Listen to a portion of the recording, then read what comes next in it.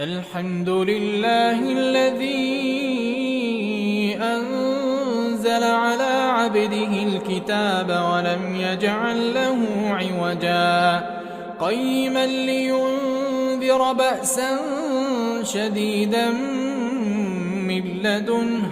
ويبشر المؤمنين الذين يعملون الصالحات أن لهم أجرا حسنا ماكثين فيه أبدا وينذر الذين قالوا اتخذ الله ولدا ما لهم به من علم